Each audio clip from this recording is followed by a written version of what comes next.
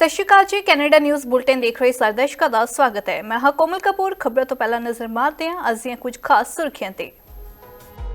Canada dental plan ਹੋਇਆ ਸ਼ੁਰੂ। ਬਜ਼ੁਰਗ ਪਹਿਲਾਂ ਕਰ ਸਕਦੇ ਨੇ ਕਲੇਮ। ਘੱਟ ਆਮਦਨ ਵਾਲੇ ਪਰਿਵਾਰਾਂ ਨੂੰ ਹੋਵੇਗਾ ਫਾਇਦਾ। ਲੋਬਲਾ ਸਟੋਰ ਦਾ ਕੈਨੇਡੀਅਨ ਕਰਨਗੇ ਬਾਈਕਾਟ ਕਰਨ ਦੀ ਮੁਹਿੰਮ ਹੋਈ ਸ਼ੁਰੂ। ਲੋਕ ਕਰਿਆਨੇ ਕੰਪਨੀਆਂ ਉੱਤੇ ਖਰੀਦਦਾਰੀ ਕਰਨਗੇ ਬੰਦ। ਫਲਸਤੀਨ ਮਾਮਲੇ ਵਿੱਚ ਯੂਬੀਸੀ 'ਚ ਧਰਨਾ। ਮੈਕਗਿਲ ਯੂਨੀਵਰਸਿਟੀ ਦੇ ਵਿੱਚ ਵਿਦਿਆਰਥੀਆਂ ਨੂੰ ਮਿਲੀ ਰਾਹਤ। ਪ੍ਰਦਰਸ਼ਨਕਾਰੀਆਂ ਨੂੰ ਹਟਾਉਣ ਦੀ ਬੇਨਤੀ ਕੀਤੀ ਰੱਦ। ਫੈਡਰਲ ਬਜਟ ਦਾ ਸਮਰਥਨ ਕਰੇਗੀ ਐਨਡੀਪੀ। ਜਗਮੀਤ ਸਿੰਘ ਨੇ ਫੈਡਰਲ ਸਰਕਾਰ ਦਾ ਦਿੱਤਾ ਸਾਥ। ਪੀਐਮ ਟਰੂਡੋ ਦੀਆਂ ਚਿੰਤਾਵਾਂ ਹੋਣਗੀਆਂ ਦੂਰ। ਤੇ ਹੁਣ ਖਬਰਾਂ ਵਿਸਥਾਰ ਦੇ ਨਾਲ।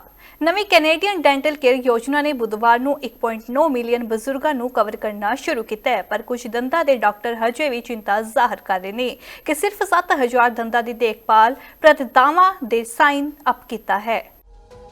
ਕੈਨੇਡੀਅਨ ਡੈਂਟਲ ਕੇਅਰ ਪਲਾਨ ਅੱਜ 1.9 ਮਿਲੀਅਨ ਬਜ਼ੁਰਗਾਂ ਨੂੰ ਕਵਰ ਕਰਨਾ ਸ਼ੁਰੂ ਕਰ ਰਿਹਾ ਹੈ, ਪਰ ਬਹੁਤ ਸਾਰੇ ਮਰੀਜ਼ਾਂ ਨੂੰ ਆਪਣੇ ਦੰਦਾਂ ਦੇ ਦੌਰੇ ਨੂੰ ਕਵਰ ਕਰਨ ਦੇ ਲਈ ਕੁਝ ਸਮਾਂ ਉਡੀਕ ਕਰਨੀ ਪੈ ਸਕਦੀ ਹੈ। 1 ਮਈ ਤੋਂ 70 ਸਾਲ ਅਤੇ ਇਸ ਤੋਂ ਵੱਧ ਉਮਰ ਦੇ ਬਜ਼ੁਰਗਾਂ ਲਈ ਕਵਰੇਜ ਸ਼ੁਰੂ ਹੋ ਚੁੱਕੀ ਹੈ ਅਤੇ 65 ਤੋਂ 69 ਸਾਲ ਦੀ ਉਮਰ ਵਾਲੇ ਲੋਕ ਵੀ ਹੁਣ ਇਸ ਪ੍ਰੋਗਰਾਮ ਦੇ ਲਈ ਆਨਲਾਈਨ ਅਪਲਾਈ ਕਰ ਸਕਦੇ ਨੇ। ਸਿਹਤ ਮੰਤਰੀ ਮਾਰਕ ਹੋਲੈਂਡ ਦਾ ਕਹਿਣਾ ਹੈ ਕਿ ਉਹਨਾਂ ਨੂੰ ਭਰੋਸਾ ਹੈ ਕਿ ਗਿਣਤੀ ਵੱਧਦੀ ਰਹੇਗੀ ਅਤੇ ਕਹਿੰਦੇ ਹਨ ਕਿ ਓਟਵਾ ਨੇ ਸੰਘੀ ਅਤੇ ਸੂਬਾਈ ਡੈਂਟਲ ਐਸੋਸੀਏਸ਼ਨਾਂ ਦੁਆਰਾ ਪ੍ਰਗਟ ਕੀਤੀਆਂ ਸਾਰੀਆਂ ਚਿੰਤਾਵਾਂ ਨੂੰ ਦੂਰ ਕਰਨ ਦੇ ਲਈ ਕੰਮ ਕੀਤਾ ਹੈ। I am here today to provide an update on our historic dental care plan, but before I start, I've actually brought presents for everybody. Pass those down there. I was the Deputy Prime Minister's Parliamentary Secretary for 2 years, and I sit on Treasury Board with my other 2 members that are here today, and it's a great pleasure to be here on such a good day for dental care for Canadians. I want to start by thanking all Canadians for embracing the phased approach to the rollout of what is the largest public benefit in Canadian history. Over 1.8 million Canadians utilized our interactive voice response system to enroll in the Canadian Dental Care Plan. Today, 1 million of those Canadians have received their benefit card and are eligible to access oral health services. In fact, I'm aware that the first to the dentist under this program, the first visit happened at 7:08 a.m. this morning in Newfoundland, and that a further 1,200 individuals have now visited the dentist as of the most recent information that I have, and that those claims have already been processed.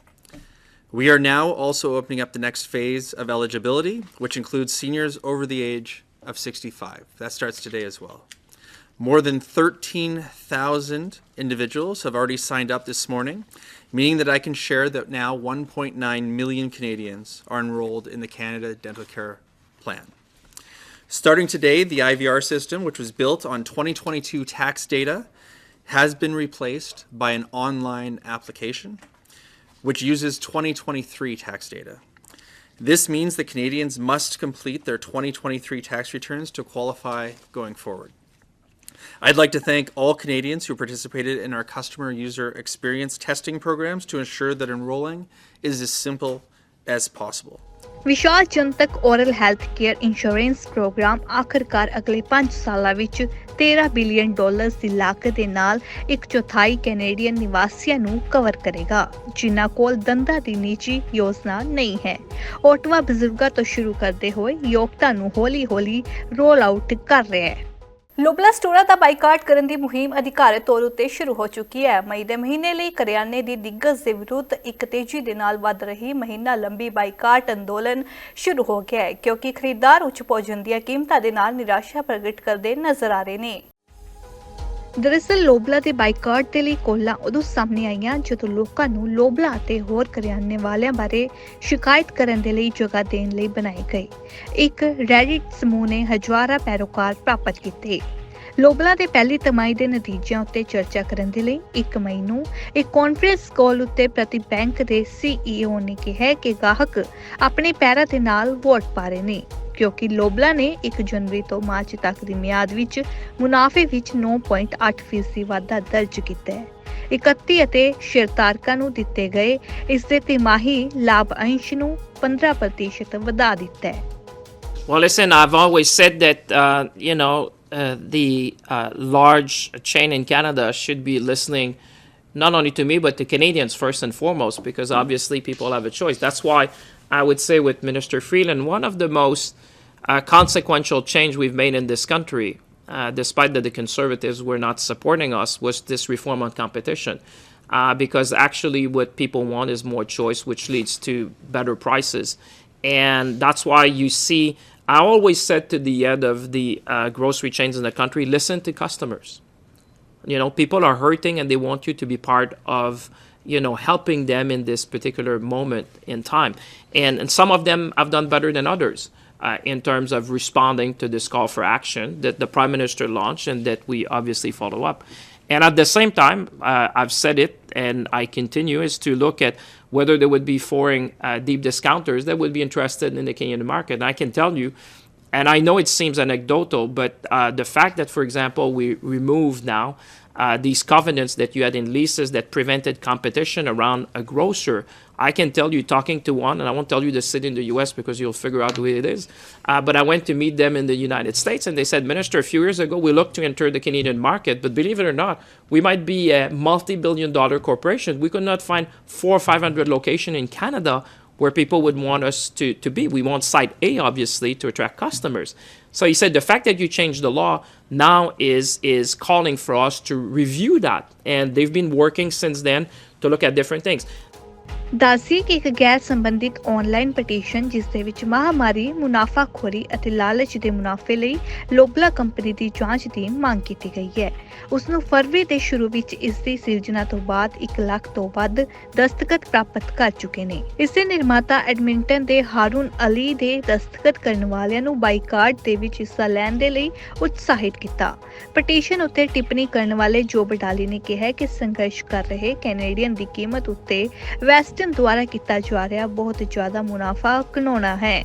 ਹਾਲਾਂਕਿ ਲੋਬਲਾ ਨੂੰ ਨਿਸ਼ਾਨਾ ਬਣਾਉਣ ਵਾਲਾ ਇੱਕ boycott ਗਤੀ ਪ੍ਰਾਪਤ ਕਰ ਰਿਹਾ ਹੈ। ਇਸ ਮਹੀਨੇ ਹਜ਼ਾਰਾਂ ਕੈਨੇਡੀਅਨ ਖਰੀਦਦਾਰ ਕਰਿਆਨੇ ਦੇ ਲਈ ਆਪਣੇ ਪੈਸੇ ਕਿਤੇ ਹੋਰ ਵੀ ਲਗਾ ਸਕਦੇ ਨੇ। ਮੈਗਿਲ ਯੂਨੀਵਰਸਿਟੀ ਦੇ ਡਾਊਨਟਾਊਨ ਕੈਂਪਸ ਦੇ ਵਿੱਚ ਫਿਲਸਤੀਨ ਪੱਖੀ ਕੈਂਪਸ ਦੇ ਵਿੱਚ ਹਿੱਸਾ ਲੈਣ ਵਾਲੇ ਵਿਦਿਆਰਥੀਆਂ ਨੇ ਬੁੱਧਵਾਰ ਦੁਪਹਿਰ ਦੇ ਕਰੀਬ ਰਾਹਤ ਦਾ ਸਾਹ ਲਿਆ ਜਦੋਂ ਇਹ ਖਬਰ ਆਈ ਕਿ ਕਿਊਬਿਕ ਸੁਪੀਰੀਅਰ ਕੋਰਟ ਨੇ ਜੱਜ ਨੇ ਇੱਕ ਹੁਕਮਨਾਮੇ ਦੀ ਬੇਨਤੀ ਨੂੰ ਰੱਦ ਕਰ ਦਿੱਤਾ ਹੈ ਜਿਸ ਦੇ ਨਾਲ ਉਹਨਾਂ ਨੂੰ ਛੱਡਣ ਲਈ ਮਜਬੂਰ ਹੋਣਾ ਪਿਆ।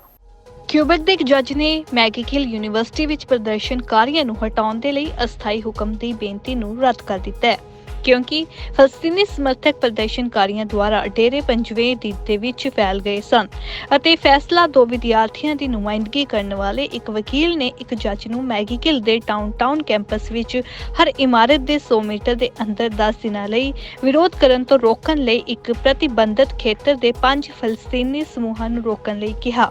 ਵਿਦਿਆਰਥੀ ਜੋ ਦੋਵੇਂ ਮੈਗਿਲ ਵਿੱਚ ਹਾਜ਼ਰ ਹਨ ਉਹਨਾਂ ਦਾ ਕਹਿਣਾ ਹੈ ਕਿ ਵਿਰੋਧ ਪ੍ਰਦਰਸ਼ਨਾਂ ਨੇ ਹਮਲਾਵਰ ਮਾਹੌਲ ਪੈਦਾ ਕਰ ਦਿੱਤਾ ਹੈ ਅਤੇ ਉਹਨਾਂ ਨੂੰ ਅਸੁਰੱਖਿਅਤ ਮਹਿਸੂਸ ਕੀਤਾ। ਜੱਜ ਨੇ ਲਿਖਿਆ ਕਿ ਵਿਦਿਆਰਥੀ ਮੁੱਦਿਆਂ ਨੂੰ ਨਿੱਜੀ ਤੌਰ ਉੱਤੇ ਪਰੇਸ਼ਾਨੀ, ਹਿੰਸਕ ਕਾਰਵਾਈਆਂ ਜਾਂ ਉਹਨਾਂ ਉੱਤੇ ਨਿਰਦੇਸ਼ਿਤ ਧਮਕੀਆਂ ਦਾ ਸ਼ਿਕਾਰ ਨਹੀਂ ਕੀਤਾ ਗਿਆ ਅਤੇ ਉਹਨਾਂ ਦੇ ਡਰ ਜ਼ਿਆਦਾਤਰ ਵਿਅਕਤੀਗਤ ਅਤੇ ਅਲੱਗ-ਥਲੱਗ ਘਟਨਾਵਾਂ ਉੱਤੇ ਆਧਾਰਿਤ ਹਨ। ਦੂਜੇ ਪਾਸੇ ਮਾਂਟਰੀਅਲ ਪੁਲਿਸ ਨੇ ਕਿਹਾ ਕਿ ਉਹ ਅਦਾਲਤ ਦੇ ਫੈਸਲੇ ਤੋਂ ਜਾਣੂ ਹਨ ਅਤੇ ਫੈਸਲੇ ਦੀ ਸਮੱਗਰੀ ਦਾ ਧਿਆਨ ਦੇ ਨਾਲ ਵਿਸ਼ਲੇਸ਼ਣ ਕਰਨਗੇ ਅਤੇ ਸ਼ਾਂਤੀਪੂਰਨ ਨਤੀਜੇ ਦੀ ਵਕਾਲਤ ਕਰਦੇ ਹੋਏ ਭਵਿੱਖ ਦੇ ਲਈ ਸੰਭਾਵਿਤ ਤਰੀਕਿਆਂ ਦਾ ਮੁਲਾਂਕਣ ਕਰਨਾ ਜਾਰੀ ਰੱਖਣਗੇ। ਪ੍ਰਦਰਸ਼ਨਕਾਰੀ ਹੁਣ ਜਿੱਤ ਦਾ ਜਸ਼ਨ ਮਨਾ ਰਹੇ ਨੇ ਕਿਉਂਕਿ ਮਤੇ ਨੇ ਯੂਨੀਵਰਸਿਟੀ ਅਧਿਕਾਰੀਆਂ ਨੂੰ ਕਦਮ ਚੁੱਕਣ ਲਈ ਧੱਕ ਦਿੱਤਾ ਹੈ। ਇੱਕ ਰਿਪੋਰਟ ਦੇ ਮੁਤਾਬਕ ਜੱਜ ਜੈਂਟਲ ਮੈਸੇ ਨੇ ਮੈਗਿਲ ਯੂਨੀਵਰਸਿਟੀ ਦੇ 2 ਵਿਦਿਆਰਥੀਆਂ ਦੀ ਤਰਫੋਂ ਮੰਗਲਵਾਰ ਦਾਇਰ ਕੀਤੇ ਹੁਕਮ ਨੂੰ ਰੱਦ ਕਰ ਦਿੱਤਾ ਹੈ। ਐਨਡੀਪੀ ਆਗੂ ਜਗਮੀਤ ਸਿੰਘ ਨੇ ਪਾਰਲੀਮੈਂਟ ਹਿੱਲ ਤੇ ਮੀਡੀਆ ਨੂੰ ਸੰਬੋਧਨ ਕਰਦਿਆਂ ਐਲਾਨ ਕੀਤਾ ਕਿ ਉਹਨਾਂ ਦੀ ਪਾਰਟੀ ਲਿਬਰਲ ਸਰਕਾਰ ਦੇ ਫੈਡਰਲ ਬਜਟ ਦੇ ਸਮਰਥਨ ਵਿੱਚ ਵੋਟ ਦੇਵੇਗੀ ਤੇ ਐਨਡੀਪੀ ਆਗੂ ਜਗਮੀਤ ਸਿੰਘ ਦਾ ਕਹਿਣਾ ਹੈ ਕਿ ਉਹਨਾਂ ਦੀ ਪਾਰਟੀ ਸੰਘੀ ਬਜਟ ਦਾ ਸਮਰਥਨ ਕਰੇਗੀ ਜਿਸ ਦੇ ਨਾਲ ਕਿਸੇ ਵੀ ਅਟਕਲਾਂ ਨੂੰ ਖਤਮ ਕੀਤਾ ਜਾਵੇਗਾ ਕਿ ਪਾਰਟੀ ਘੱਟ ਗਿਣਤੀ ਲਿਬਰਲ ਸਰਕਾਰ ਦੇ ਨਾਲ ਆਪਣੇ ਸੌਦੇ ਤੋਂ ਹਟ ਸਕਦੀ ਹੈ।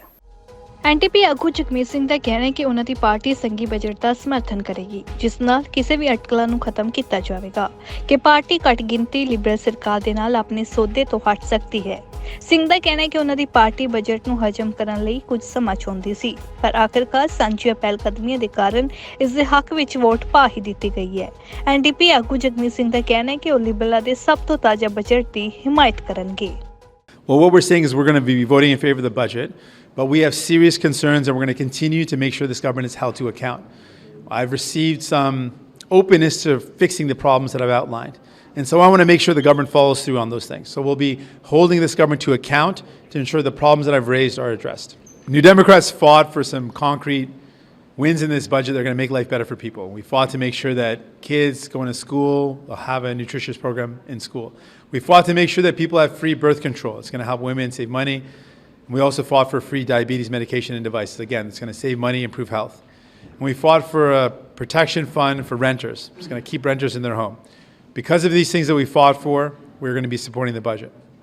But there's problems that we raised, and I want to be very clear about those problems. I raised those directly with the Prime Minister. I made it very clear to the Prime Minister that I expect the Prime Minister and the Liberal government to fix these problems. I raised concerns about the disability benefit, the amount being too high, the fact that not enough people are going to receive the benefit, and the clawbacks. And on the clawbacks, I was very clear. We cannot accept a scenario where people living with disabilities are worse off because of a benefit. And what I mean by that is, for some people, if the province is going to claw back the amount, it'll look like they received an additional $200, but that amount will be clawed back so they won't even see it, but it might look like they've received more than they had otherwise. And if they're worse off because of this benefit, that is an abject failure. So I made it very clear to the Prime Minister I want to see that matter resolved, that matter fixed. When it comes to Indigenous communities, I raised with the Prime Minister that I'm deeply concerned that there is still a massive gap in funding for Indigenous communities when it comes to housing and infrastructure. And what that means is Indigenous community members, First Nations, Inuit Métis, will still be living in homes that are overcrowded, homes with mold, in substandard conditions. It means people will continue to suffer, and that is wrong. And with respect to the Jordan's Principle, right now, 70% of cases, this government is failing to meet the standards set. That means Indigenous kids are not getting justice, and that is wrong. So I made it very clear to the Prime Minister I expect these matters to be resolved. When I raised these matters and I expected that resolution, the Prime Minister showed an openness to resolving these concerns. So we are going to make sure we hold the government to account over the next weeks to make sure that these matters are addressed and these matters are resolved. ਦੱਸਦੇ ਕਿ ਲਿਬਰਲਾਂ ਨੇ 2 ਹਫ਼ਤੇ ਪਹਿਲਾਂ ਹੀ budget ਪੇਸ਼ ਕੀਤਾ ਸੀ, ਪਰ ਸਿੰਘ ਨੇ ਇਹ ਕਹਿਣ ਤੋਂ ਇਨਕਾਰ ਕਰ ਦਿੱਤਾ ਸੀ ਅਤੇ ਹੁਣ ਬੁੱਧਵਾਰ ਨੂੰ ਅੱਜ ਉਸ ਦਾ ਸਮਰਥਨ ਕਰਨ ਨੂੰ ਵੀ ਗੱਲ ਆਖੀ ਹੈ। ਹਾਲਾਂਕਿ ਬਾਕੀ ਵਿਰੋਧੀ ਪਾਰਟੀਆਂ ਨੇ ਕਿਹਾ ਕਿ ਉਹ ਅਪ੍ਰੈਲ ਦੇ ਵਿੱਚ ਬਜਟ ਪੇਸ਼ ਕੀਤੇ ਜਾਣ ਉੱਤੇ ਇਸ ਦੇ ਖਿਲਾਫ ਵੋਟਿੰਗ ਵੀ ਕਰਨਗੇ। ਫੈਡਰਲ ਸਰਕਾਰ ਦੇ ਵੱਲੋਂ ਜਦੋਂ ਦਾ ਬਜਟ ਪੇਸ਼ ਕੀਤਾ ਗਿਆ ਉਦੋਂ ਤੋਂ ਹੀ ਲਗਾਤਾਰ ਇਸ ਬਜਟ ਦਾ ਵਿਰੋਧ ਹੋ ਰਿਹਾ ਹੈ। ਮਹਿੰਗਾਈ ਨੂੰ ਧਿਆਨ ਰੱਖਦੇ ਹੋਏ ਬੈਂਕ ਆਫ ਕੈਨੇਡਾ ਦੇ ਗਵਰਨਰ ਟੀਫ ਮੈਕਲੇਨ ਦਾ ਵੀ ਬਿਆਨ ਸਾਹਮਣੇ ਆਇਆ ਹੈ ਤੇ ਮੈਕਲੇਨ ਦਾ ਕਹਿਣਾ ਹੈ ਕਿ ਮੈਨੂੰ ਨਹੀਂ ਲੱਗਦਾ ਕਿ ਪਿਛਲੇ ਮਹੀਨੇ ਪੇਸ਼ ਕੀਤੇ ਗਏ ਫੈਡਰਲ ਬਜਟ ਦਾ ਮਹਿੰਗਾਈ ਉੱਤੇ ਜ਼ਿਆਦਾ ਅਸਰ ਪਵੇਗਾ। ਮੈਕਲੇਨ ਕੇਂਦਰੀ ਬੈਂਕ ਦੀ ਤਾਜ਼ਾ ਵਿਆਜ ਦਰ ਘੋਸ਼ਣਾ ਤੋਂ ਬਾਅਦ ਬੁੱਧਵਾਰ ਨੂੰ ਸੀਨੀਅਰ ਡਿਪਟੀ ਗਵਰਨਰ ਕੈਰੋਲੀਨ ਰੋਜਰਸ ਦੇ ਨਾਲ ਸੈਨੇਟ ਕਮੇਟੀ ਵਿੱਚ ਗਵਾਹੀ ਦੇ ਰਿਹਾ ਸੀ।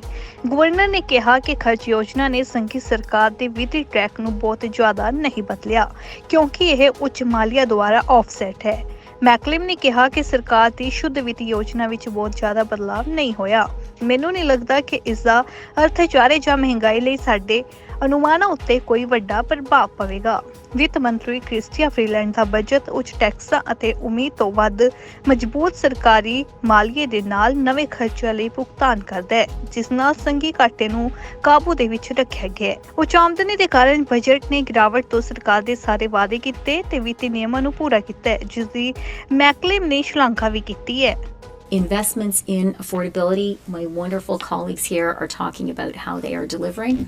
Investments in productivity and growth, like the $5 billion that we're investing in universities, postdocs, students. These are really essential. They're essential for all of us. They're especially essential to millennials and Gen Z.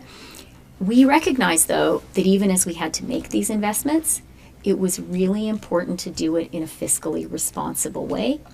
It was important to meet the 3 guideposts that we set out in the fall economic statement. After the fall economic statement, the Governor of the Bank of Canada said those guideposts were helpful. I recognized that we needed to continue to be helpful to the Bank of Canada because we recognize the importance of keeping inflation down, so that the Bank of Canada is in a position where it can lower rates. You have pointed to the fact that Canada exists in a global context. Of course, that is true. Our government is doing our part by sticking to a responsible fiscal plan, and that's important. And the way that we're doing it is by asking those who are doing the best in our country to contribute a little bit more so that we can make these essential investments in Canada. Bank of Canada ਤੋਂ ਵਿਆਪਕ ਤੌਰ ਉਤੇ ਜੂਨ ਜਾਂ ਜੁਲਾਈ ਵਿੱਚ ਆਪਣੀ ਨੀਤੀਗਤ ਵਿਆਜ ਦਰਾਂ ਨੂੰ ਘਟਾਉਣਾ ਸ਼ੁਰੂ ਕਰਨ ਦੀ ਉਮੀਦ ਕੀਤੀ ਜਾਂਦੀ ਹੈ ਕਿਉਂਕਿ ਆਰਥਿਕਤਾ ਭਾਫ ਗੁਆ ਦਿੰਦੀ ਹੈ ਅਤੇ ਮਹਿੰਗਾਈ ਘਟ ਜਾਂਦੀ ਹੈ। ਮੈਕਲਮ ਨੇ ਸੰਕੇਤ ਦਿੱਤਾ ਹੈ ਕਿ ਕੇਂਦਰੀ ਬੈਂਕ ਵਿਆਜ ਦਰਾਂ ਨੂੰ ਘਟਾਉਣਾ ਸ਼ੁਰੂ ਕਰਨ ਲਈ ਸਹੀ ਰੁਝਾਨ ਦੇਖ ਰਿਹਾ ਹੈ, ਪਰ ਇਹ ਟ੍ਰਿਗਰ ਨੂੰ ਖਿੱਚਣ ਤੋਂ ਪਹਿਲਾਂ ਉਹਨਾਂ ਰੁਝਾਨਾਂ ਨੂੰ ਕਾਇਮ ਰੱਖਣਾ ਚਾਹੁੰਦਾ ਹੈ। ਹਾਲਾਂਕਿ ਬੈਂਕ ਆਫ ਕੈਨੇਡਾ ਨੇ ਪਿਛਲੀਆਂ ਗਰਮੀਆਂ ਤੋਂ ਆਪਣੀਆਂ ਮੁੱਖ ਵਿਆਜ ਦਰਾਂ 5% ਉੱਤੇ ਹੀ ਰੱਖੀਆਂ ਹੋਈਆਂ ਨੇ। ਓਨਟਾਰੀਓ ਦੇ ਡਾਕਟਰ ਓਨਟਾਰੀਓ ਪਰਿਵਾਰਾਂ ਨੂੰ ਸਿਹਤਮੰਦ ਰੱਖਣ ਦੇ ਵਿੱਚ ਮਦਦ ਕਰਨ ਦੇ ਲਈ ਅਣਥੱਕ ਕੰਮ ਕਰਦੇ ਹਨ ਤੇ ਇਸ ਡਾਕਟਰ ਦਿਵਸ ਨੂੰ ਕੁਝ ਖਾਸ ਬਣਾਉਣ ਦੇ ਲਈ ਓਨਟਾਰੀਓ ਦੇ ਪ੍ਰੀਮੀਅਰ ਡਾਕ ਫੋਰਡ ਨੇ ਡਾਕਟਰਾਂ ਦੇ ਲਈ ਇੱਕ ਵੀਡੀਓ ਸੰਦੇਸ਼ ਜਾਰੀ ਕੀਤਾ ਹੈ, ਜਿਸ ਦੇ ਵਿੱਚ ਫੋਰਡ ਨੇ ਕਿਹਾ ਕਿ ਇਸ ਡਾਕਟਰ ਦਿਵਸ ਤੇ ਆਓ ਸਾਰੇ ਸਾਡੇ ਭਾਈਚਾਰੇ ਦੇ ਡਾਕਟਰਾਂ ਦੀ ਸ਼ਲਾਘਾ ਅਤੇ ਧੰਨਵਾਦ ਕਰਨ ਦਾ ਮੌਕਾ ਦਈਏ ਜੋ ਪੂਰੇ ਸੂਬੇ ਦੇ ਵਿੱਚ ਉੱਚ ਗੁਣਵੱਤਾ ਦੇਖਭਾਲ ਪ੍ਰਦਾਨ ਕਰਨ ਦੇ ਵਿੱਚ ਮਦਦ ਕਰਦੇ ਨੇ। ਲੋਕਾਂ ਦੀ ਸਿਹਤ ਦਾ ਧਿਆਨ ਰੱਖਣ ਵਾਲੇ ਅਤੇ ਲੋਕਾਂ ਨੂੰ ਨਵੀਂ ਜ਼ਿੰਦਗੀ ਦੇਣ ਵਾਲੇ ਡਾਕਟਰਾਂ ਦੇ ਲਈ ਓਨਟਾਰੀਓ ਦੇ ਪ੍ਰੀਮੀਅਰ ਡਾਕ ਫੋਰਡ ਨੇ ਇਸ ਵਾਰ ਡਾਕਟਰ ਦਿਵਸ ਨੂੰ ਖਾਸ ਬਣਾਉਣ ਦੇ ਲਈ ਇੱਕ ਵੀਡੀਓ ਸ਼ੇਅਰ ਕੀਤੀ ਹੈ। ਇਸ ਦੇ ਵਿੱਚ ਉਹਨਾਂ ਕਿਹਾ ਕਿ ਓਨਟਾਰੀਓ ਦੇ ਲੋਕ ਉਹਨਾਂ ਡਾਕਟਰਾਂ ਦੇ ਲਈ ਪ੍ਰਸ਼ੰਸਾ ਦਿਖਾ ਰਹੇ ਹਨ ਜੋ ਮਰੀਜ਼ਾਂ ਦੀ ਦੇਖਭਾਲ ਦੇ ਲਈ ਸਖਤ ਮਿਹਨਤ ਕਰ ਰਹੇ ਨੇ ਕਿਉਂਕਿ ਓਨਟਾਰੀਓ ਦੇ ਡਾਕਟਰ ਓਨਟਾਰੀਓ ਪਰਿਵਾਰਾਂ ਨੂੰ ਸਿਹਤਮੰਦ ਰੱਖਣ ਵਿੱਚ ਮਦਦ ਕਰਨ ਲਈ ਅਣਥੱਕ ਕੰਮ ਕਰਦੇ ਨੇ ਜਦੋਂ ਕਿ ਸਿਹਤ ਸੰਭਾਲ ਪ੍ਰਣਾਲੀ ਬੇਮਿਸਾਲ ਦਬਾਅ ਹੇਠ ਹੈ। Hi everyone. Today the CN Tower in Niagara Falls will light up in blue in celebration of Doctors' Day. Here in Ontario, we're so lucky to have some of the best doctors in the entire world, providing the best care possible, and we're so grateful to be working shoulder to shoulder with our doctors, with the Ontario Medical Association, and all of our healthcare partners to bring connected and convenient care to more people. To all our doctors, thank you for everything you do to keep people in our community safe. Thank you for everything you did and worked so hard through the pandemic. I'll tell you, I love our docs. God bless you. ਦੱਸਦੇ ਕਿ Ontario medical association ਜੋ ਕਿ province ਦੇ 43,000 ਡਾਕਟਰਾਂ ਦੀ ਨੁਮਾਇੰਦਗੀ ਕਰਦੀ ਹੈ, ਉਹਨਾਂ ਨੇ ਓਨਟਾਰੀਓ ਵਾਸੀਆਂ ਨੂੰ ਇਸ ਸਾਲ ਇੱਕ ਸੋਸ਼ਲ ਮੀਡੀਆ ਮੁਹਿੰਮ ਦੇ ਵਿੱਚ ਹਿੱਸਾ ਲੈਣ ਦੇ ਲਈ ਕਿਹਾ ਤਾਂ ਜੋ ਹੈਲਥ ਕੇਅਰ ਸਿਸਟਮ ਵਿੱਚ ਮੁਸ਼ਕਲ ਹਾਲਾਤਾਂ ਵਿੱਚ ਨੈਵੀਗੇਟ ਕਰਦੇ ਹੋਏ ਮਰੀਜ਼ਾਂ ਦੀ ਦੇਖਭਾਲ ਦੇ ਲਈ ਡਾਕਟਰਾਂ ਦੀ ਮੁਹਾਰਤ ਅਤੇ ਸਮਰਪਣ ਲਈ ਧੰਨਵਾਦ ਕੀਤਾ ਜਾ ਸਕੇ। ਅੱਜ ਦੇ ਕੈਨੇਡਾ ਬੁਲਟਨ ਦੇ ਵਿੱਚ ਬਸ ਇੰਨਾ ਹੀ ਤੇ ਜਾਂਦੇ ਇੱਕ ਵਾਰ ਫਿਰ ਨਜ਼ਰ ਮਾਰ ਲੈਂਦੇ ਹਾਂ ਮੁੱਖ ਸੁਰਖੀਆਂ ਤੇ। ਕੈਨੇਡਾ ਡੈਂਟਲ ਪਲਾਨ ਹੋਇਆ ਸ਼ੁਰੂ, ਬਜ਼ੁਰਗ ਪਹਿਲਾਂ ਕਰ ਸਕਦੇ ਨੇ ਕਲੇਮ, ਘੱਟ ਆਮਦਨ ਵਾਲੇ ਪਰਿਵਾਰਾਂ ਨੂੰ ਹੋਵੇਗਾ ਫਾਇਦਾ। ਲੋਬਲਾ ਸਟੋਰ ਦਾ ਕੈਨੇਡੀਅਨ ਕਰਨਗੇ ਬਾਈਕਾਟ ਕਰਨ ਦੀ ਮੁਹਿੰਮ ਹੋਈ ਸ਼ੁਰੂ, ਲੋਕ ਕਰਿਆਨੇ ਕੰਪਨੀਆਂ ਉੱਤੇ ਖਰੀਦਦਾਰੀ ਕਰਨਗੇ ਬੰਦ। ਫਲਸਤੀਨ ਮਾਮਲੇ ਵਿੱਚ UBC 'ਚ ਧਰਨਾ, ਮੈਕਗਿਲ ਯੂਨੀਵਰਸਿਟੀ ਦੇ ਵਿੱਚ ਵਿਦਿਆਰਥੀਆਂ ਨੂੰ ਮਿਲੀ ਰਾਹਤ, ਪ੍ਰਦਰਸ਼ਨਕਾਰੀਆਂ ਨੂੰ ਹਟਾਉਣ ਦੀ ਬੇਨਤੀ ਕੀਤੀ ਰੱਦ। ਫੈਡਰਲ ਬਜਟ ਦਾ ਸਮਰਥਨ ਕਰੇਗੀ NDP, ਜਗਮੀਤ ਸਿੰਘ ਨੇ ਫੈਡਰਲ ਸਰਕਾਰ ਦਾ ਦਿੱਤਾ ਸਾਥ, PM ਟਰੂਡੋ ਦੀਆਂ ਚਿੰਤਾਵਾਂ ਹੋਣਗੀਆਂ ਦੂਰ। ਇਸ ਦੇ ਨਾਲ ਹੀ ਮੈਨੂੰ ਦਿਓ ਇਜਾਜ਼ਤ, ਕੱਲ ਫਿਰ ਮਿਲਾਂਗੇ ਨਵੀਆਂ ਤੇ ਤਾਜ਼ੀਆਂ ਖਬਰਾਂ ਦੇ ਨਾਲ। ਧੰਨਵਾਦ।